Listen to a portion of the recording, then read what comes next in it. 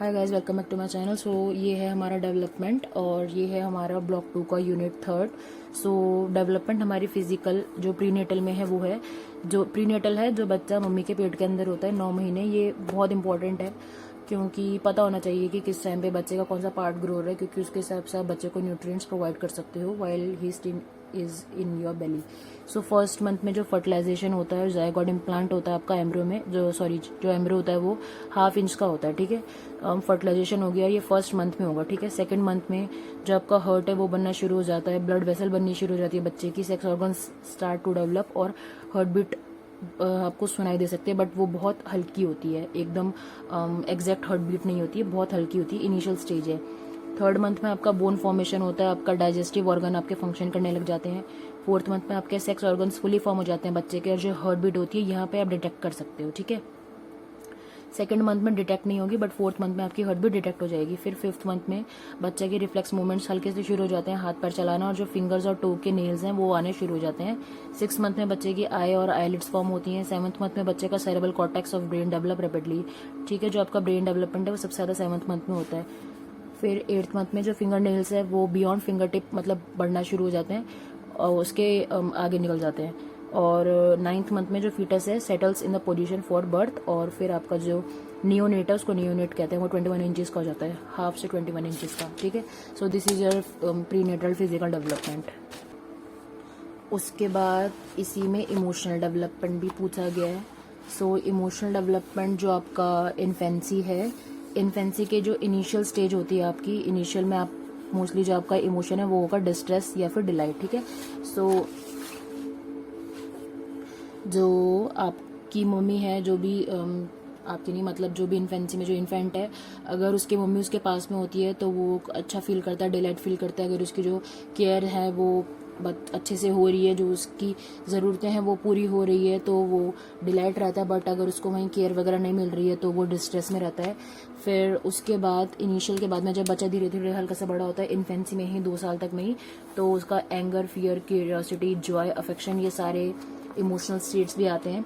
सो anger में आता है आपका जब कोई वो कुछ कर ना पाए या फिर ऑब्स्ट्रक्शन हो, ठीक है, उसको मना किया जाए, तब उसका एंगर क्रिएट होता है।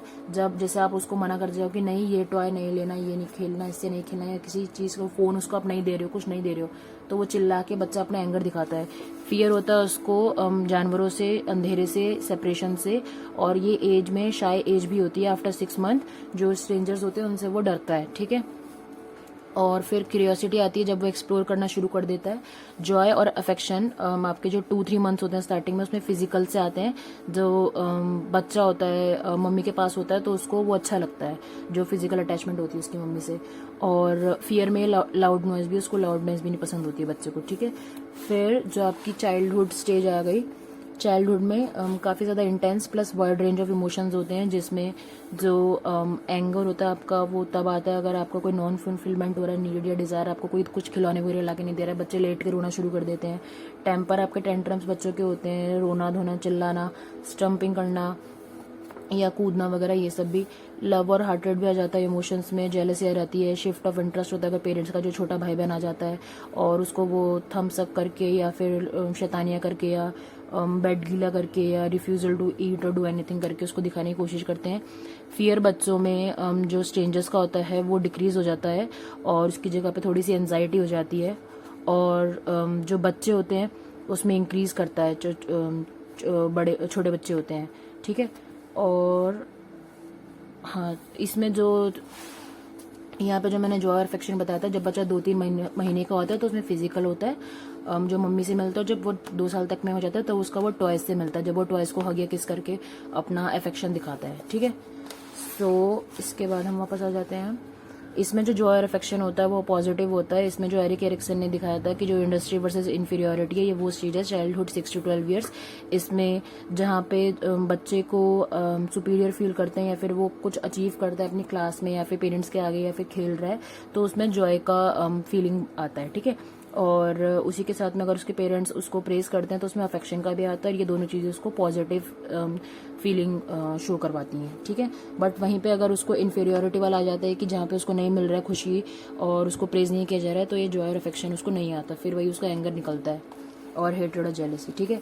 और एडोलेसेंस में लास्ट में जो बच्चे होते हैं वो काफ़ी टची हो जाते हैं और रेस्टलेस हो जाते हैं, उनको लव या फिर मतलब अगर पॉजिटिव में जा रहा है तो लव और कमिटमेंट वगैरह उनका अच्छा हो जाता है। और एडोलेसेंस में जो सेक्सुअलिटी है वो थोड़ी हाइटेंड हो जाती है और अपोजिट सेक्स की तरफ बच्चा ज़्यादा अट्रैक्ट होता है, ठीक है।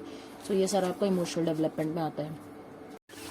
सो यूनिट 3 में और बात करी गई है सोशल डेवलपमेंट की, जो एरिक एरिक्सन की थ्योरी होती है। सो जो सोशल डेवलपमेंट है वो एरिक्सन की ही थ्योरी है और एरिक्सन की थ्योरी मैंने आपको फर्स्ट यूनिट में एक्सप्लेन कर दी है, बट इसमें भी मैं थोड़ी सी उसको यूज़ करूँगी क्योंकि इन्फेंसी में जो हमारा सोशल डेवलपमेंट है यूनिट 3 में वो एरिक्सन की थ्योरी से ही लिया गया है, ठीक है।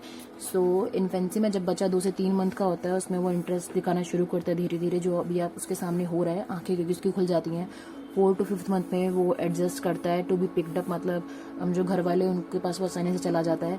6 to 7th मंथ पे ही starts to distinguish between the family and strangers. 8 से 9th मंथ में इमिटेट स्पीच, काका पापा मामा। फर्स्ट ईयर में understands brief comment gestures and instructions, ये नो नो, हाँ हाँ, यस यस, गो गो, मम मम, ये सब। सेकेंड ईयर में ही वेरी स्टबर्न, रेजिस्टेंस दिखाता है वो। थर्ड ईयर में एक्सप्लोरेशन शुरू हो जाती है और starts to handle themselves on their own, मतलब थोड़ा बहुत अपने को खुद चलना वलना शुरू कर देते हैं, ठीक है। और पानी या भूख या जो बेसिक उनकी रिक्वायरमेंट्स होती हैं वो, ठीक है। सो जो ये इन्फेंसी का स्टेजेस में जो एरिक्सन है उसकी 2 स्टेजेस यूज हुई हैं, trust versus mistrust and autonomy versus doubt, ठीक है। सो ट्रस्ट वर्सेस मिस्ट्रस्ट कब बनेगा? बर्थ से 1.5 साल तक, यहाँ तक। जब अगर बच्चा अपना केयर टेकर उसको दिख रहा है तो उसका ट्रस्ट बनेगा, केयर टेकर नहीं दिख रहा है, उसकी नीड्स नहीं पूरी हो रही है तो वो मिस्ट्रस्ट बनेगा। ऑटोनॉमी कब आएगी? जब बच्चा अपने आप काम करेगा, एक्सप्लोर करने दोगे उसको, हैंडल ऑन देयर ओन, तो ऑटोनॉमी बनेगी। डाउट कब बनेगा? जब वो रेजिस्टेंस दिखा रहा होगा और आप उसको और मना करोगे और उसको हैंडल खुद को नहीं करने दोगे और उसको मना करते जाओगे कि आपके बस की नहीं है, बस की नहीं है, ठीक है, तो उसको डाउट क्रिएट हो जाता है। फिर चाइल्डहुड में आपका आता है initiative versus guilt and initiative versus inferiority. This is where जो उसका मतलब अगर आप उसको इनिशिएटिव लेने देते हो क्लास वगैरह में या जब वो खेल रहा है और उसको जो कुछ काम उसको जैसे शूलेस टाई करना या वॉशरूम के बाद वो अपना खुद अपना पैंट ठीक कर रहा है या नाड़ा बांध पा रहा है, जो भी उसकी बेसिक चीज़ें हैं, तो उसको आप इनिशिएटिव लेने देते हो तो उसको अच्छा लगता है। बट अगर वो नहीं कर पाता है और उसको आप नहीं मना कर रहे हो कि आपके बस की नहीं, तो उसका गिल्ट बढ़ता है। इंडस्ट्री वर्सेस इन्फीरियरिटी 6 to 12 में जब बच्चा स्कूल में होता है तब अगर उसको क्लास में अच्छी अचीवमेंट कर पा रहा है, वो उसको सब प्रेस कर रहे हैं, घर से शाबाशी मिल रही है, टीचर्स उसको प्रेस कर रहे हैं, हर चीज़ में अच्छा खेल रहा है, तो इंडस्ट्री का बनता है उसमें वर्च्यू। और अगर उसमें ये सब नहीं बनता है तो उसमें इन्फीरियरिटी का वर्च्यू बनता है, क्योंकि उसको लगता है कि वो सबसे कम खेल रहा है, मतलब उसको अच्छा नहीं हो किसी भी चीज़ में और कोई उसको प्रेज नहीं कर रहा, तो उसको लगता है कि he is not that competitive और बेटर परफॉर्मर नहीं है वो, ठीक है। फिर यही आ रहता है आपका एडोलेसेंस में आइडेंटिटी वर्सेस रोल कन्फ्यूजन। 12 से 20 तक होता है ये आइडेंटिटी में, जब वो अपनी आइडेंटिटी बनाता है, they try to have their own identity, और मतलब वो कौन है और उसको क्या करना है आगे और कैसे वो स्कूल के बाद क्या सीन है, क्या कौन सा कोर्स करना है, या फिर एज अ पर्सन उसकी लाइकिंग डिसलाइकिंग क्या है, उसके बिलीव्स क्या है, उसकी जो सर्टेन आप प्रैक्टिसेस फॉलो करना शुरू करते हो कि आप किस तरह के इंसान हो, वो सब आपका आइडेंटिटी बनता है। और अगर ये नहीं बनता है तो आपका रोल कन्फ्यूजन आता है, जिसमें आपको समझ ही नहीं आता है कि आपका क्या चल रहा है, मतलब माँ बाप की सुनते रहोगे आप पूरी लाइफ, या फिर जो जैसा जो कह रहा है वैसा उसकी सुनने पे लगे हुए आप, या आप किसी के पूछ लगे टाइप हो, मतलब कि जो आपका दोस्त बोल रहा है आप उसी के पीछे चलते जा रहे हो, ठीक है। सो ये सब आपका सोशल डेवलपमेंट होता है इन्फेंसी से लेकर एडोलेसेंस तक एरिक्सन की स्टेजेस के अकॉर्डिंग, ठीक है। एरिक्सन की मैंने यहाँ पे बताई थी। इसके बाद जो आपका ये इंटीमेसी से लेकर डिस्पायर है, सो ये आपका एडोलेसेंस के आगे का है, ठीक है। सो उसमें एडोलेसेंस तक का ही पूछा था तो मैंने उतना ही बताया है। सो यहाँ पे आपकी 3rd खत्म हो गई है। इसके बाद हम पढ़ेंगे block 3 from next video. Bye.